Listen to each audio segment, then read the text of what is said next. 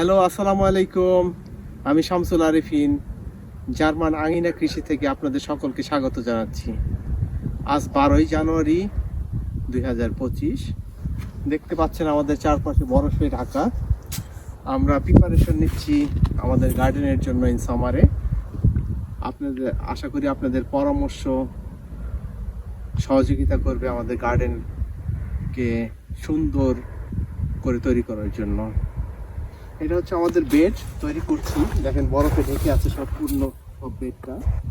এখন এটাকে একটু রেডি করে রাখতেছি যাতে সামারে আমরা আমাদের গাছগুলো বুনতে পারি, সবজি গাছগুলো বুনতে পারি। আর আমরা ধাপে ধাপে আপনাদের সকলকে দেখাবো কিভাবে আমরা আমাদের সবজি বাগান গড়ে তুলি এই সুদূর প্রবাস জার্মানিতে। আমার পেছনে আছে আমার মেয়ে জাইনাব। আর আমাদের গার্ডেনটা, জাইনাব তুমি একটু আমাদের গার্ডেনটা দেখাও। মোটামুটি বরফে ঢেকে আছে। এখন টেম্পারেচার হচ্ছে -2। ইতিমধ্যে আমরা কিছু গাছ বুনেছি, ফলের গাছ, সেগুলো দেখাচ্ছে জাইনাব। জাইনাব একটু কাছে আসো।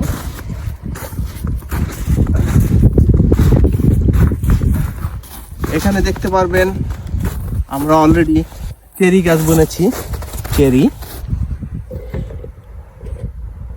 এখন শীত বিধায় খুব একটা বেশি পরিচর্যা করা সম্ভব হচ্ছে না, আর শীতের পরে আমরা এই পরিচর্যা করব। এটা একটা কলমের চেরি গাছ। আমরা যদি আরো একটু আগাই এদিকে, কেন আসো, কাছে আসো আস্তে আস্তে।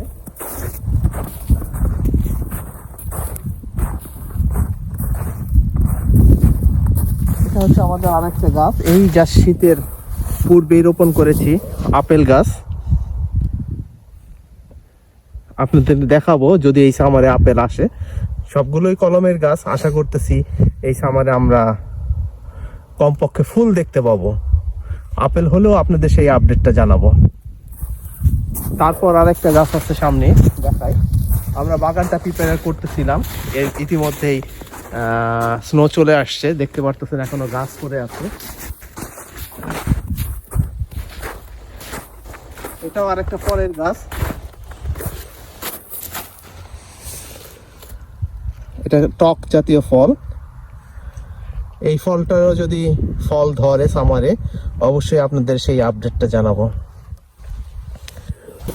এই যে এখানে আমরা গার্ডেনের সয়েল কিনে এনে রেখেছি, বরফে ঢেকে গেছে সামারের জন্য। আপনারা ওখানে যে বেডটা দেখলেন সেরকম আমাদের আরো 2টা বেড আছে।